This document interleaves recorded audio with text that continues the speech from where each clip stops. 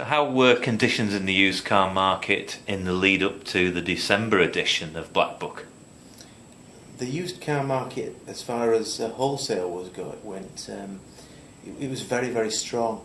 Conversions at the auction remained strong right through the month, right to the very end of this month, and probably on a similar level to where they were last year, which was also strong, at round about 76% conversion ratio, and still very close to cap clean as an average value, around about 96%. So all in all, it's remained strong. And when you break that down into what was available for sale in the auction arena, it's an even better performance, because a lot of the vehicles there were damaged and not in cap clean condition. So really they have overperformed.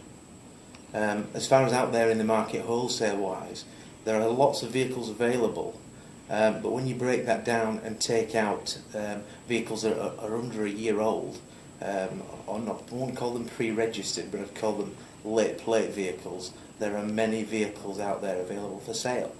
So anybody looking to buy a retail car at the moment, this is a very good time to purchase, because there will never be as much choice as there is today. Right the way across many brands, it's not just the usual vehicles that you would expect to be late plate. You will see that in the luxury brands as well this month and in the next few months, because there are considerable numbers of them. That's making the new car market particularly slow.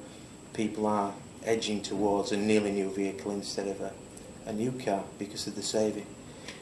We've made specific comment in December's editorial about the risks around having plenty of late plate stock available in the marketplace.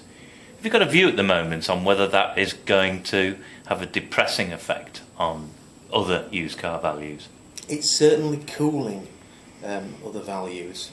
It's not depressing the market, because people are definitely buying stock for next year, assuming that they think that January will be a strong month and they'll have to pay more for it, so they're trying to buy a little bit earlier, which is a very sensible thing to do. Those late plate vehicles are definitely cooling the market, but probably not depressing it as such. The 3-year-old market is very, very strong. There isn't enough clean vehicles about. There won't be right through the whole of next year, because in 2009 there were not enough new vehicles sold, once you remove the scrappage scheme from that.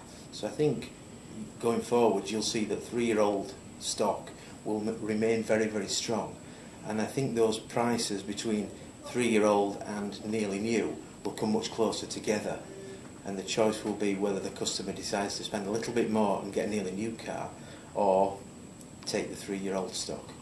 But that'll be a customer choice, but be an interesting one. That's an area we're watching really, really closely. We feel that some manufacturers have just gauged how strong the new car market would be this year. They've been a bit too optimistic. They've registered vehicles, and now they're having to move them on as nearly new cars.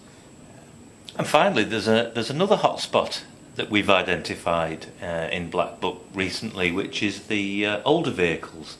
Anything to say about that? Anything sub £3,000 is still very, very strong.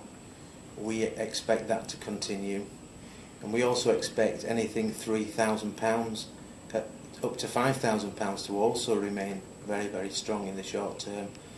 Demand is high, and it's an affordable vehicle. The buyers tend to be just looking for something that is reliable and cheap to run. Those type of vehicles are very good news.